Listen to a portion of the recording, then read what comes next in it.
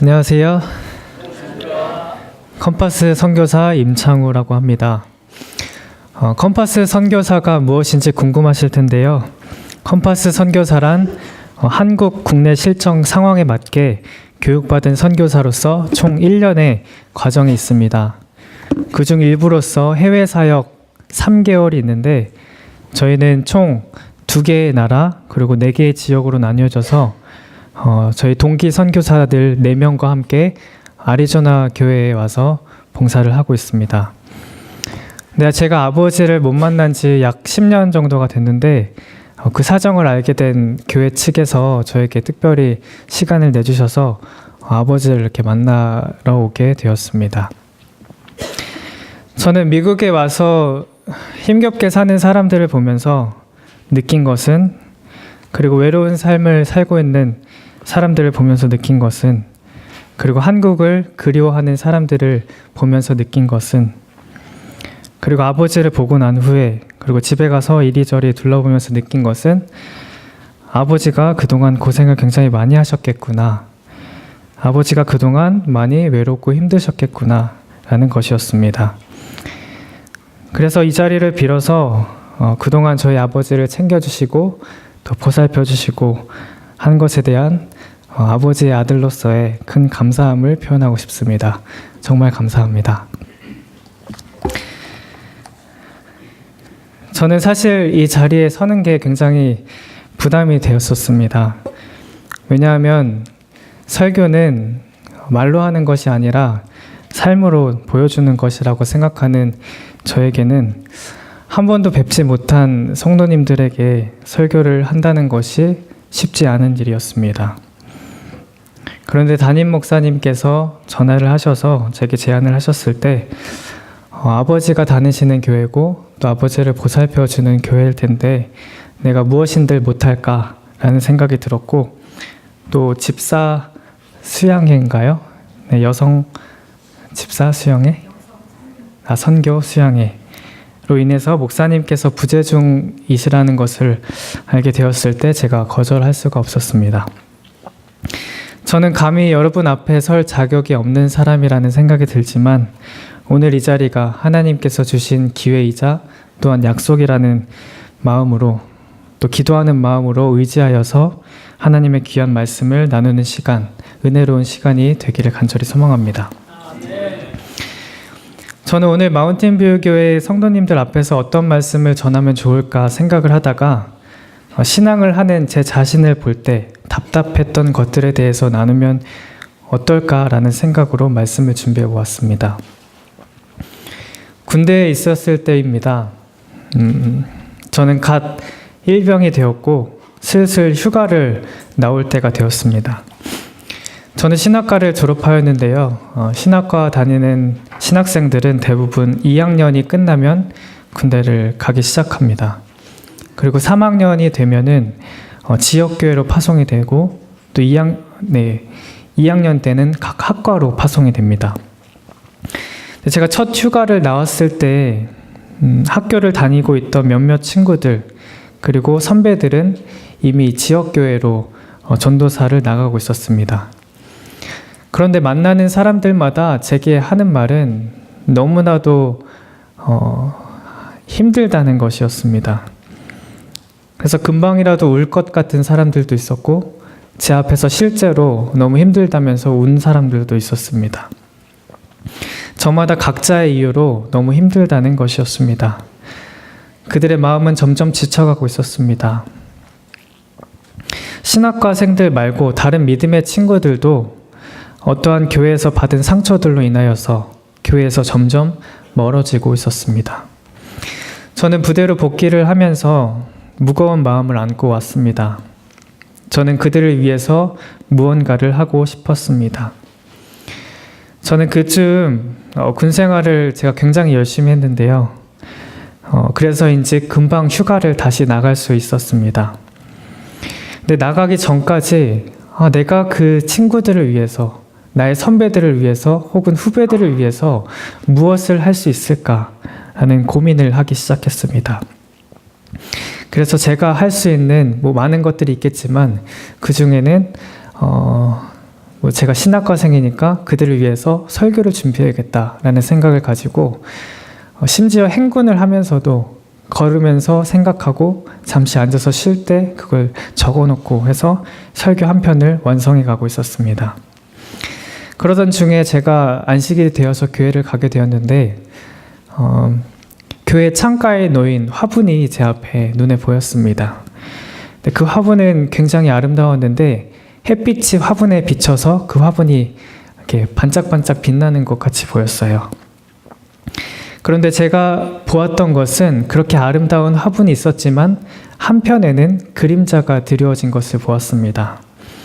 그래서 그것을 보면서 마치 그리스도인의 삶이 저런 모습이 아닌가라는 생각이 들기 시작했어요. 그래서 한편으로는 화분 한 면에는 따뜻한 모습이 있지만 또 한편으로는 또 차가운 모습이 있는, 그래서 제가 혼자 생각하기를 저 문제를 해결하면, 저 화분의 빛이 고루고루 퍼질 수 있는 방법을 찾아내면 우리의 삶에도 접목시킬 수 있지 않을까라는 생각을 해보게 되었습니다. 어떻게 하면 화분에 빛이 고루고루 퍼질 수 있을까요? 저희의 신앙적 삶은 마치 우리가 받은 빛에 의해서 아름답게 빛나는 것처럼 보이기도 합니다. 그러나 내면은 아주 차갑고 허한 마음을 가지고 사는 그리스도인들이 의외로 굉장히 많이 있습니다. 그래서 저는 오늘 그리스도인을 위한 삶보다 그리스도를 위한 삶을 살기 위한 근본적인 질문 3가지로 여러분들과 함께 말씀을 나누고자 합니다.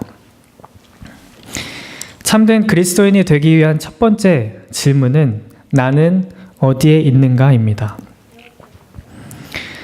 함께 읽도록 하겠습니다. 창세기 3장 9절 10절에 있는 말씀입니다. 시작. 여호와 하나님이 아담을 부르시며 그에게 이르시되 내가 어디 있느냐? 가로되 내가 동산에서 하나님의 소리를 듣고 내가 벗었으므로 두려워하여 숨었나이다. 아담 아래 모든 인류는 죄인입니다. 하나님께서는 아담과 하와를 창조하시고 에덴 동산에 두셨습니다. 동산의 모든 것들은 그들을 위한 것이었으나 한 나무의 실과 곧 선악을 알게 하는 나무의 실과는 금하셨습니다. 그리고 그것을 먹는 날에는 정령 죽으리라고 말씀하셨음에도 불구하고 아담과 하와는 그 실과를 먹게 됩니다. 그것을 먹기 전에는 보암직도 하고 먹음직도 했지만 먹은 후에는 알 수 없는 두려움이 몰려왔습니다. 그들은 선악을 알게 하는 나무의 실과를 먹는 불순종을 행함으로 하나님과의 관계가 단절됩니다. 이처럼 이 땅에서는 죄는 아담과 하와가 선악을 알게 하는 나무의 실과를 먹음으로 시작이 됩니다. 그래서 어떤 사람들이 말하기로는 만약에 아담과 하와가 선악과를 먹지 않았더라면, 아담이 죄를 짓지 않았더라면 우리도 천국에서 좋게 살고 있지 않을까라고 이야기를 하기도 합니다. 네, 맞습니다. 만약 선악을 알게 하는 나무가 없었다면, 그리고 그들이 그런 나무의 실과를 먹지 않았더라면 눈에 보이는 선악과를 먹는 실수를 범하지 않았을 것입니다. 그런데 죄라는 단어를 원어적으로 살펴보면 헬라어로 하르마티아라고 합니다. 그 의미는 관역을 벗어나는 것, 하나님께로부터 벗어나는 모든 행위와 생각을 말합니다. 그 말은 즉 그들이 죄를 지은 것은 선악을 알게 하는 나무의 실과를 따먹어서라기보다도 그들의 마음이 하나님께로부터 벗어났기 때문이라고 할 수 있겠습니다. 하와라는 이름은 그들이 죄를 지은 후에 하나님께서 준비해 주신 구속의 비밀, 곧 복음을 들은 후 아담이 모든 산자의 어미라고 여자를 칭합니다. 그 말은 즉 그 이전에는 하와의 이름이 없었다고 볼 수도 있겠습니다. 그래서 어쩌면 아담이라는 단어는 아담과 하와가 둘 다 아담으로 불렸을 것입니다. 이 아담이라는 단어를 원어적으로 살펴보면은 인간이라는 뜻을 가지고 있습니다. 그래서 아담이라는 단어는 성경에서 인류라는 의미를 나타내기도 합니다. 따라서 이 부분에서 하나님께서 아담아 내가 어디 있느냐라고 말씀하시는 것은 아담아 하와야 너희가 어디 있느냐라고 물으시는 것과 동시에 사랑하는 나의 인류야 너희가 어디 있느냐라고 물으시는 것과 같습니다. 이와 같이 한 사람의 불순종으로 인하여서 모든 인류는 죄인이 되었습니다. 이 말은 즉 아담의 후손은 모두 죄인이라는 것입니다. 이는 대표성의 원리로 내가 그 죄를 짓든지 짓지 않았든지 우리를 대표하는 한 사람, 곧 아담이 죄를 지었고 그 뱃속에 우리가 들어있었기 때문에 우리는 모두 아담으로 인하여서 죄인이 되었다는 것입니다. 굉장히 불공평하다는 생각이 들기도 하지만 하나님께서는 이와 동일한 원리를 채택하셔서 모든 인류의 대표, 또 다른 아담을 보내심으로 우리가 원든지 원치 않든지 간에 모든 인류를 자신의 뱃속에 넣으시고 우리와 함께 율법을 지키셨고 또 우리와 함께 십자가에 못 박히심으로 우리의 모든 죄는 사하여 졌습니다. 그래서 저희는 더 이상 아담의 죄로 인하여서 심판을 받지 않게 됩니다. 그러나 안타까운 것은 저희는 여전히 수많은 죄들을 지으면서 살아가고 있다는 것입니다. 저희는 저희의 생각을 하나님께로부터 벗어나게 할 수도 있는 수많은 선악과들 사이에서 살고 있습니다. 술과 담배라는 선악과, 텔레비전이라는 선악과, 인터넷이라는 선악과, 돈이라는 선악과, 명예라는 선악과, 그 외에 우리를 하나님께로부터 등 돌리게 할 수도 있는 수많은 선악과들 사이에서 끊임없는 뱀의 유혹을 받고 있습니다. 그런 유혹 가운데서 저희 가운데 어느 누가 순결한 사람이라고 할 수 있겠습니까? 누가 죄 없는 사람이라고 할 수 있겠습니까? 이미 2000년 전에 우리의 모든 죄가 사하여졌지만 오늘날에도 저희는 끊임없는 죄와의 싸움에서 승리하기 위해서는 무장하여야 하고 또 우리와 함께 싸우시는 여호수아 곧 예수님이 필요한 것입니다. 여러분 저희는 지금 어디 있습니까? 아담과 하와는 하나님과 함께 머무르는 공간, 곧 에덴 동산에 있었습니다. 에덴 동산은 최초의 성소, 즉 거룩한 공간, 하나님과 함께 할 수 있는 공간이었습니다. 그들은 하나님께서 허락하신 그 공간, 하나님과 함께하는 그 공간 안에 있었음에도 불구하고 그들은 불순종하였습니다. 여러분, 저희는 지금 어디에 앉아 있습니까? 그리고 저희는 지금 어디에 있어야 합니까? 제가 지금까지 살면서 많이 살지는 않았지만 30년의 인생을 살면서 가장 후회가 되는 것은 공부를 열심히 하지 않았다는 것입니다. 또한 학교를 다니면서 후회가 되는 것은 수업을 제대로 듣지 않았다는 것입니다. 재미가 없었거든요. 관심도 없었습니다. 친구들과 뒤에서 떠들고 또 딴짓하는 것이 재미있었습니다. 그렇지만 출석률은 좋았습니다. 거의 빠지지 않아서 출석 점수는 잘 받았습니다. 그러나 성적은 엉망이었습니다. 이유는 교수님께서 가르쳐 주시고자 하는 것이 무엇인지 제대로 듣지 않았기 때문이었습니다. 저는 교수님께서 가르쳐 주시는 그 공간 안에 있었음에도 불구하고 저의 마음과 생각은 그곳에 있지 않았습니다.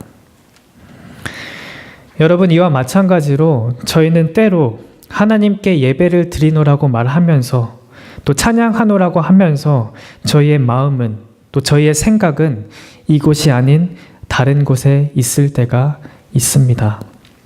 그런 저에게 그리고 우리에게 아담에게 하셨던 동일한 질문을 하고 계십니다. 아담아, 사랑하는 창우야, 사랑하는 나의 마운틴 교회 성도들아, 너희의 마음이 지금 어디 있느냐? 아담아, 내가 나와 함께 있느냐? 아담아, 내가 나의 말을 듣고 있느냐? 아담아, 내가 나를 바라보고 있느냐? 여러분, 저희는 지금 어디에 있습니까? 몸만입니까? 아니면 마음과 생각도입니까? 이런 저희에게 하나님께서는 다음과 같이 말씀하십니다. 내 마음을 다하고 목숨을 다하고 뜻을 다하여서 주 너의 하나님 여호와를 사랑하라. 마음과 생각을 감찰하시는 하나님 앞에 저희의 의지를 내려놓고 몸은 비록 세상에 있을지언정 마음과 목숨과 뜻을 다하여서 신령과 진정으로 하나님 앞에 나아가는 저희 모두가 되기를 간절히 소망합니다. 참된 그리스도인이 되기 위한 근본적인 질문 그 두 번째는 나는 어디를 보는가입니다. 함께 읽으시겠습니다. 시작. 여호와께서 하늘 곧 여호와에게로서 유황과 불을 비같이 소돔과 고모라에 내리사 그 성들과 온 들과 성에 거하는 모든 백성과 땅에 난 것을 다 엎어 멸하셨더라. 롯의 아내는 뒤를 돌아본 고로 소금 기둥이 되었더라. 소돔의 죄악으로 인하여서 하나님께서는 그들을 멸하시기로 작정하십니다. 이에 아브라함이 하나님께 말하여 하나님, 그 성 중에 의인이 50명이 있으셔도 멸하시겠습니까? 이에 하나님께서 그 성 중에 50명이 있으면 멸하시지 않겠다고 약속하십니다. 이에 아브라함이 다시 그러면 하나님 45인이 있으면 어떻게 하시겠습니까? 묻습니다. 이 하나님께서는 45명이 있어도 멸하지 않겠다고 하십니다.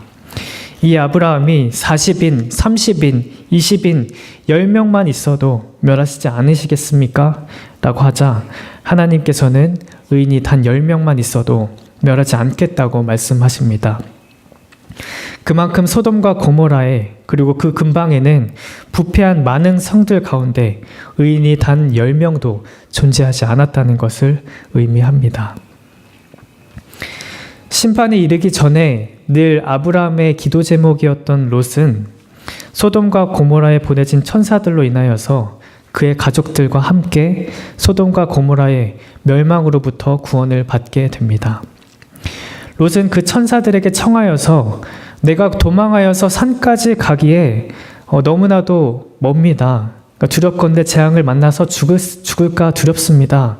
라고 말하자 이에 롯의 소원을 들어서 그들이 소알이라는 성에 이르기까지 성들을 멸하기를 유예합니다.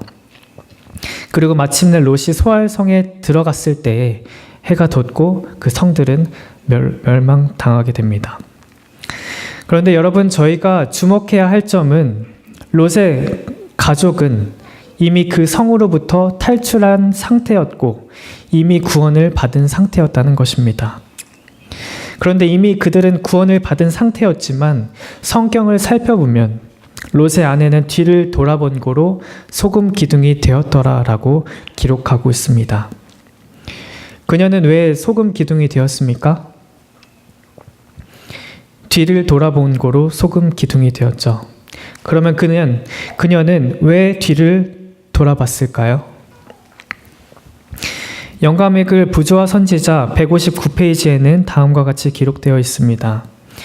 그 여자의 몸은 들에 나와 있으면서도 소돔에 달라붙어 있었으므로 그것과 함께 멸망하였다. 그분의 심판으로 그녀의 재산과 자녀들이 파멸을 당하게 된 까닭에 그 여자는 하나님을 배반하였다. 비록 그 여자는 사악한 도시에서 불러냄을 받음으로 그처럼 큰 은총을 입었을지라도 여러 해 걸려 모은 재산이 잿더미가 되도록 버려두어야 했기 때문에 자신이 가혹한 취급을 받는다고 생각하였다. 감사함으로 구원을 받아들이는 대신에 그 여자는 하나님의 경고를 거역한 자들의 생명을 동경해서 주제넘게도 뒤를 돌아보았다. 그 여자의 죄는 그녀가 살 가치가 없다는 것을 보여주었다. 곧 그 여자는 생명의 보호에 대하여 그다지 감사를 느끼지 않았다. 여러분, 저희는 이미 구원을 받은 존재, 그러나 아직 천국에 이르지 않은 이미와 아직 사이에 살고 있는 하나님의 남은 자손들입니다. 그런 저희에게 이 말씀은 쉽게 지나칠 수 없는 구절입니다. 아까 제가 아담아 내가 어디 있느냐라고 하시는 하나님의 질문에 우리의 몸과 마음이 어디에 있는지가 중요하다고 하였듯이 저희에게 또한 중요한 것 한 가지는 우리의 몸이 어디 있든지 간에 우리의 눈과 시선이 어디를 바라보느냐가 중요하다는 것입니다. 그러면 저희는 어디를 바라보아야 합니까? 방금 저희가 살펴본 바에 의하면 하나님과 가까이 있어도 세상을 바라보고 있다면 그것은 곧 죽음입니다. 반대로 하나님과 멀리 있어도 내가 하나님을 바라보고 있다면 그것은 곧 생명입니다. 여러분, 저희는 어디를 보고 있습니까? 저희의 눈이 세상을 그리고 사람을, 죄를 바라보고 있지는 않습니까? 민수기 21장 8절과 9절에는 저희가 무엇을 보아야 하는지 잘 나타내 주고 있습니다. 함께 읽으시겠습니다. 시작. 여호와께서 모세에게 이르시되 불뱀을 만들어 장대 위에 달라 물린 자마다 그것을 보면 살리라. 모세가 놋뱀을 만들어 장대 위에 다니 뱀에게 물린 자마다 놋뱀을 쳐다본즉 살더라. 성도님들, 저희가 바라보아야 할 곳은 바로 십자가입니다. 저희를 위해서 돌아가신 십자가 위에 예수님을 바라보셔야 합니다. 예수님께서 이끄시는 그곳 십자가, 그곳이 바로 저희의 유일한 피난처요, 환난의 보호막이 될 것입니다. 롯은 원치 않는 마음으로 마지못해 발걸음을 옮기면서 길을 행하였다. 그는 너무나 오랫동안 악한 자들과 사귀어 왔으므로 자기의 아내가 영원한 소금 기둥으로 들판에 서게 되는 것을 보기까지 자기의 위기를 깨달을 수 없었다. 롯은 하나님께서 요청하신 만큼 서둘렀다면 그의 아내는 결코 소금 기둥이 되지 않았을 것입니다. 하나님께서 저희에게 허락하신 시간은 그리 많이 남지 않았습니다. 좌로나 우로나 치우치지 말고 앞만 보고 달려가야 합니다. 조금만 더 먹고, 조금만 더 자고, 조금만 더 누리다가, 조금만 더 지체하다가는 늦습니다. 내일, 모레, 다음 주, 이 차나 이 집만 사고 나서 나이가 조금 더 들면이 아니라 너희 섬길 자를 오늘날 택하라. 오직 나와 내 집은 여호와를 섬기겠노라 라고 고백했던 여호수아의 고백과 같이 오늘 당장 하나님을 선택하심으로 지체하지 말고 달려나가서 저 하늘 도성 예루살렘에서 만나기를 간절히 소망합니다. 참된 그리스도인이 되기 위한 근본적인 질문 그 세 번째는 나는 예수님을 섬기고 있는가입니다. 내가 진실로 진실로 너희에게 이르노니 너희 중 하나가 나를 팔리라 하시니 여기에 등장하는 너희 중에 하나는 누구입니까? 네, 가룟 유다입니다. 가룟 유다에 대하여서 영감의 글에서는 다음과 같이 기록하고 있습니다. 예수께서 제자들을 안수하시기 위하여 준비하실 때에 부름을 받지 않았던 자가 제자들 사이에 끼려고 힘썼다. 그는 가룟 유다로서 그리스도를 따르는 자라고 공언한 사람이었다. 그가 이제 앞으로 나와서 제자들의 이 핵심적인 모임에 한 자리를 차지하게 해달라고 간청했다. 그는 매우 열렬하게 그리고 겉으로 보기에는 신실하게 선생님이여 어디로 가시든지 저는 쫓으리이다 라고 말하였다. 많은 사람들은 그리스도 안에 있다는 확신도 없이 또 구원받았다는 확신도 없이 예수님을 만났다는 확신도 없이 그리스도 안에 거하기 위하여 혹은 좋은 그리스도인의 모습을 갖추기 위하여 좋은 그리스도인의 삶을 갖추기 위하여 갖은 노력을 하곤 합니다. 일치하지 않는 삶으로 인하여서 얻게 된 별명이 있죠. 개와 기독교를 합쳐놓은 단어입니다. 네, 차마 제가 말로 하기는 부끄럽습니다. 왜 이러한 현상들이 반복적으로 일어나는 것일까요? 그것은 바로 다음 두 성경절이 잘 나타내주고 있지 않은가라는 생각을 해봅니다. 여우도 굴이 있고 공중의 새도 거처가 있으되 오직 인자는 머리 둘 곳이 없다. 너희가 성경에서 영생을 얻는 줄로 생각하고 성경을 상고하거니와 이 성경이 곧 내게 대하여 증거하는 것이로다. 그리스도인의 삶에서 그리스도가 없는 이유는 우리 마음에 그리스도가 거할 곳이 없으며 또 우리는 예수님이 없는 신앙생활을 하고 있기 때문입니다. 저는 오늘 이 세 가지 질문과 함께 예수님의 참된 제자가 될 수 있는 방법 두 가지를 여러분들에게 소개해드리고자 합니다. 첫 번째로 참된 제자가 되기 위해서 저희에게 필요한 것은 하나님의 말씀입니다. 예수님의 제자들은 예수님과 같이 동행하고 예수님을 직접 대면할 수 있었기 때문에 함께 생활을 하면서 예수님을 알아갈 수 있었지만 예수님을 직접적으로 대면할 수 없는 저희는 성경 말씀을 통하여서 더듬더듬 하나님을 알아갈 수 있는 방법으로서 말씀을 읽어야 하는 것입니다. 그런데 목사님의 말씀이 너무나도 좋아서 혹은 헌신의 말씀이 너무나도 좋아서 나의 마음이 뜨거웠다가 금방 식어져 버리는 이유는 그 빛은 외부에서부터 비추는 빛, 내 한쪽 면밖에 비추지 못하는 그 빛에 의존하고 있기 때문입니다. 여러분, 외부에서부터 비추는 빛은 제가 아까 처음에 말씀드렸던 그 화분과 같이 저희의 한쪽 면만을 따뜻하게 할 뿐 저희의 온 몸을 고루고루 따뜻하게 비추지는 못합니다. 그러면 그 빛이 어디서부터 비춰야 할까요? 아까 제가 처음에 말씀드렸던 그 화분, 어떻게 빛을 비추면 화분의 빛이 고루고루 퍼질 수 있을까요? 제가 별 생각을 다 해봤습니다. 위에서부터 비치면 되지 않을까? 사방에서부터 비치면 되지 않을까? 근데 제가 결론적으로 얻은 제 개인적인 결론은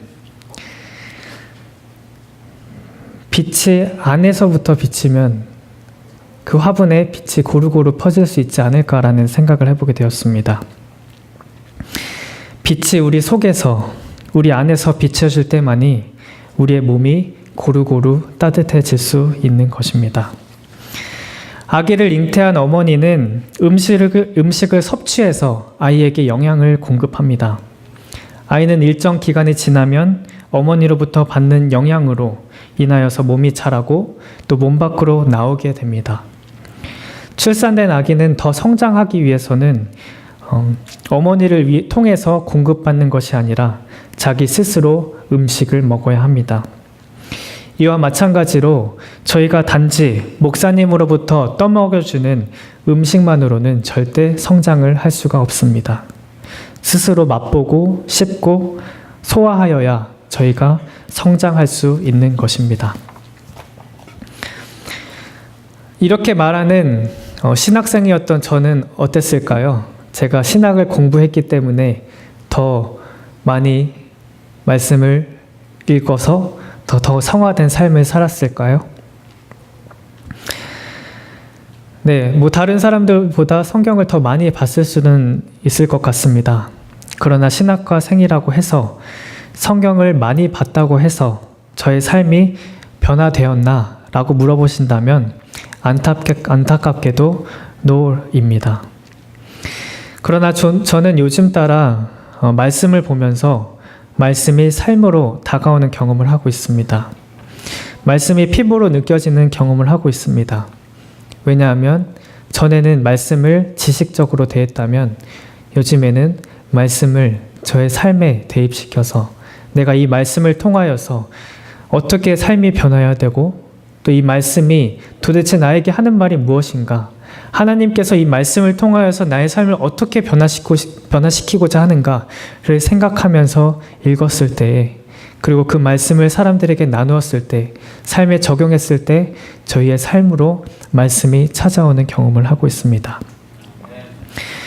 참된 그리스도인이란 그분을 만난 사람들입니다. 말씀을 통해서 그분을 닮아가는 사람들입니다. 매일의 삶 속에서 말씀의 빛이 내 안에서부터 밖으로 비추는 삶을 사시기를 바랍니다. 말씀에 충실한 삶을 사시기를 바랍니다. 두 번째로 참된 제자가 되는 방법은 기도입니다. 제자들은 예수님과 함께 살았습니다. 예수님과 함께 하루를 시작했고 예수님과 함께 하루를 마무리했습니다. 예수님께서 말씀하실 때 가장 가까이에서 들었고 예수님이 행하시는 기적도 가장 가까이에서 보았습니다. 그럼에도 불구하고 12제자 중 한 명은 끝내 예수님을 배반하게 됩니다. 예수님을 잘못 이해했기 때문이지요. 예수님이 오신 목적을 몰랐기 때문입니다. 사람들은 흔히 하나님을 섬긴다고 말하면서 하나님께 복종을 요구합니다. 하나님 이거 해주세요. 하나님 저거 해주세요. 말씀을 읽을 때에도 기도를 할 때에도 하나님께서 우리에게 하시고자 하는 말씀을 듣기보다 내가 듣고 싶은 말만 골라서 듣습니다. 그것은 많은 사람들이 그리고 많은 기독교인들이 범하는 실수일 것입니다. 그리스도인이란 그리스도를 따르는 사람들, 그리스도를 듣고 그리스도에게로부터 듣고 보고 배우는 사람들이지 그리스도를 자신이 원하는 대로 부리는 사람들이 아닙니다. 그런 마음가짐이라면 제자들이 그러하였듯 무슨 일이 생겼을 때 모두 예수님을 버리고 도망갈 것입니다. 필요할 때만 찾고 또 큰일이 생길 때면 모두 뿔풀이 흩어져 버리는 무늬만 그리스도인이 되지 않기 위해서는 저희는 늘 깨어서 기도해야 합니다. 요한이 늘 예수님의 품에 안기어 있듯이 저희도 기도로서 그분의 품에 안기어서 저희의 모든 일들을 아뢰어야 합니다. 그리고 그분의 하시는 말씀을 들어야 합니다. 저희는 기도를 통하여서 그분의 뜻을 알 수 있고 또 기도를 통하여서 그분과 함께 연합할 수 있습니다. 기도를 통하여서 그분께로부터 오는 평안과 사랑을 받을 수가 있습니다. 말씀과 기도 너무나도 뻔한 이야기입니까? 하지만 이것이 하나님께서 저희에게 주신 최고의 방법임을 저는 믿습니다. 저는 가끔 로마서를 읽곤 하는데요. 제가 느낀 것은 안식일을 지키고 또 돼지고기를 먹지 않고 율법을 지키는 것이 이러한 모든 것들은 중요한 것이 아니라는 것입니다. 출애굽했던 사람들은 애굽 사람들이 주는 돼지고기를 먹고 살았습니다. 그리고 그들은 안식일을 지킬 수가 없었습니다. 그럼에도 불구하고 그들은 구원받았습니다. 제가 하는 말을 잘 이해하시기 바랍니다. 그리스도인들이 가장 먼저 해야 하는 것은 그리스도인다운 삶을 사는 것이 아니라 예수님을 진정으로 만나는 것이고 또 예수님이 나에게 필요한 존재라는 것을 이해하는 것입니다. 나는 본래 죽어야 하는 존재지만 지독한 죄인이지만 예수님을 통하여서 구원받았고 또 용서받은 그 주님의 은혜가 너무나도 감사하고 또 감사할 때 그분을 기쁘게 하시는 것이 무엇일까 고민하고 또 고민할 때 안식일을 지키게 되는 것이고 또 율법을 지키게 되는 것이고 음식을 구별하게 되는 것입니다. 그리고 그분에 대해서 더 알고자 하는 마음으로 기도하고 말씀을 읽으며 그분께로 더욱 나아가게 되는 것입니다. 성도님들, 그리스도인다운 삶을 사시기를 노력하시기보다 그리스도를 진정으로 만나시기를 바랍니다. 말씀을 마음에 품어야 합니다. 기도해야 합니다. 그것이 진정 그리스도인의 삶이요 그리스도의 제자가 되는 것입니다. 제가 대학교 2학년 때 있었던 일입니다. 제가 운동을 할 겸 밤에 운동장을 돌고 있었는데 그때 한 친구에게 전화가 왔습니다. 누가 기도의 동산에 쓰러져 있다는 것이었습니다. 그래서 저는 급히 그곳으로 달려갔고 그곳에 도착하니 누군가가 그 쓰러진 친구를 업고 달려가고 있었습니다. 저는 급히 쫓아가서 그 친구를 차에 태우고 저도 함께 따라 탔습니다. 그런데 그날따라 차가 어찌나 막히던지 차가 길거리에서 꿈쩍도 하지 않았습니다. 그리고 결국 병원에 도착했는데 가는 병원마다 이 환자는 우리가 돌볼 수 없으니 더 큰 병원으로 가라는 것이었습니다. 그래서 금방이라도 숨이 넘어갈 것 같은 그 친구를 혹시라도 호흡이 막힐까봐 또 어디서 배운 건 있어서 목을 젖히고 또 고개를 돌려서 숨을 쉴 수 있게 도와주었습니다. 그의 호흡은 점점 빨라지고 있었습니다. 그의 호흡은 점점 빨라지다가 결국 멈춰버리고 말았습니다. 저는 그 상황에서 무엇을 해야 할지 몰랐습니다. 시간이 멈춰버린 것만 같았고 또 마치 영화의 한 장면에서 슬로우 모션으로 저를 비추고 있는 것과 같았습니다. 그래서 제가 앞에 있던 선배에게 형, 이 친구가 숨을 쉬지 않아요 라고 얘기를 했습니다. 그런데 그때 문득 한창 유행을 하고 있었던 드라마가 한 편 있었는데 병원에 관련된 드라마였습니다. 근데 그 중에 어떤 장면이 나오냐면 그러니까 호흡이 멈췄을 때 혹은 심장이 멈췄을 때 V택이라고 하면서 심폐소생술을 하는 장면이 있었는데 제 친구 중에 한 명이 저에게 매번 장난을 친다고 갑자기 저에게 달려와서 V택 하면서 장난을 쳤던 것이 갑자기 딱 머릿속에 생각이 났습니다. 그래서 그 순간 제가 그 친구의 가슴에 손을 대고 심장을 압박하기 시작했습니다. 한 번, 두 번, 세 번, 네 번, 10번이 넘어가자 그 친구는 숨을 다시 쉬기 시작했습니다. 저는 병원에 도착하였고 치료를 받고 나온 그 친구를 다시 만날 수 있었습니다. 아직 고통스러웠는지 눈을 감고 있었는데 제가 그래서 그 친구의 귀에다가 속삭였습니다. 내가 너의 생명의 은인이야. 넌 이제 나에게 맛있는 밥을 사야 돼. 라고 말을 했더니 그 친구가 눈을 감은 채로 씩 웃었습니다. 그런데 제가 궁금한 점이 있었습니다. 그래서 물었습니다. 그 친구의 이름을 가명으로 수민이라고 하면은, 수민아, 내가 궁금한 게 있는데 너 아까 무슨 일 있었는지 기억나니? 하고 물었더니 아무 말 없이 그냥 고개를 끄덕였습니다. 그러면 너 숨 멎어서 내가 너 가슴 이렇게 압박했던 것도 기억나니? 이렇게 물었더니 또 고개를 끄덕였습니다. 그리고 눈을 감은 채로 제게 말했습니다. 나는 가끔 이렇게 정신을 잃고 쓰러지게 되는데 그때 누군가가 나의 호흡을 터주지 않으면 나는 죽을 수도 있어.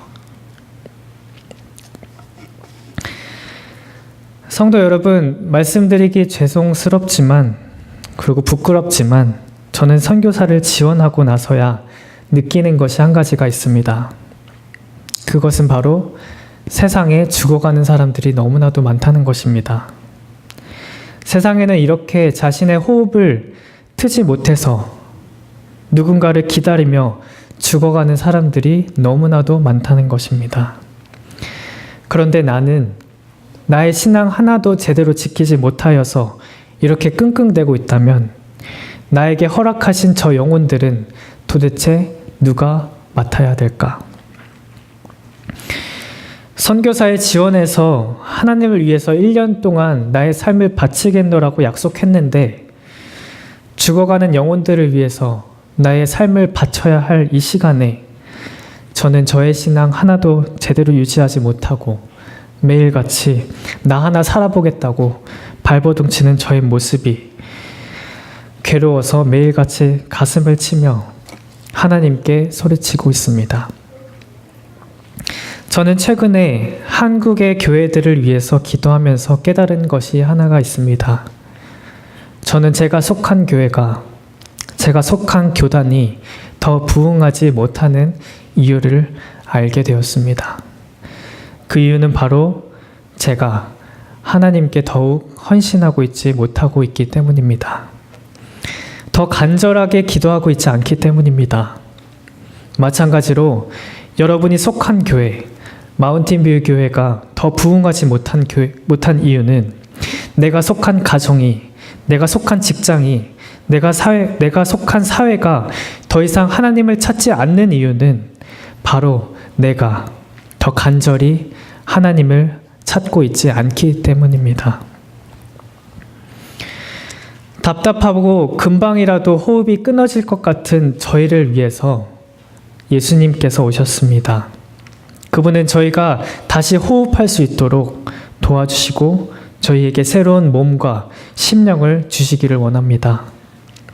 그런 하나님께서 우리가 하루속히 돌아오기를 바라는 마음으로 질문하십니다. 아담아, 나의 사랑하는 백성들아, 너희가 지금 어디 있느냐? 내가 나와 함께 있느냐? 내가 나를 보고 있느냐? 내가 나를 진정으로 섬기고 있느냐? 이 질문에 대하여 내 주여, 제가 마음을 다하고 성품을 다하고 뜻을 다하여 당신을 섬기고 있습니다. 라고 대답하시는 저와 여러분이 되기를 간절히 바라면서 말씀을 마치도록 하겠습니다.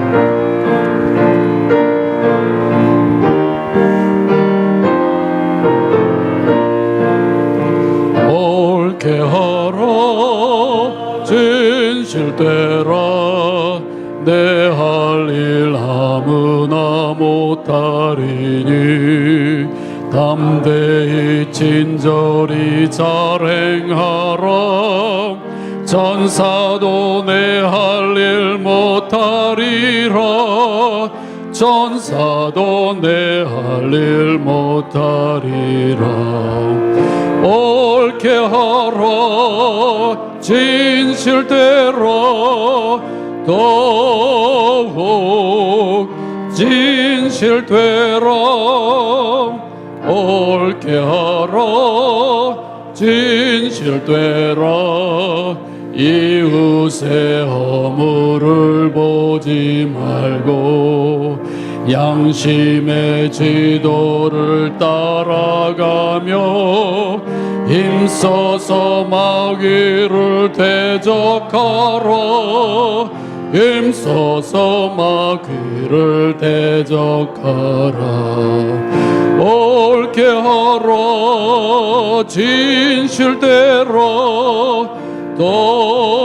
더욱 진실되라 옳게 하라 진실되라 사랑이 깊으신 좀을 주는 내 흘린 눈물을 귀히 보고 내 몸을 돌보사 지키시네 내 몸을 돌보사 지키시네 옳게 하라 진실되라 더욱 진실되라 옳게 하라 진실되라 주 예수 내 앞길 인도하사 전성에 이르게 하시리니 바르고 참되게 행하여라 바르고 참되게 행하여라 옳게 하라 진실되라 더욱 진실되라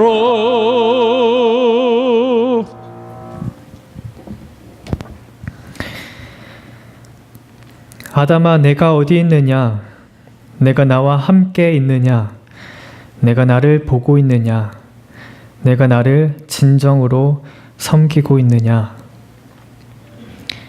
물으실 때에 네 주여 제가 마음을 다하고 성품을 다하고 뜻을 다하여 당신을 섬기고 있습니다 라고 고백하는 저와 모든 성도님들이 될 수 있도록 도와주시옵기를 예수님 이름으로 기도드렸습니다.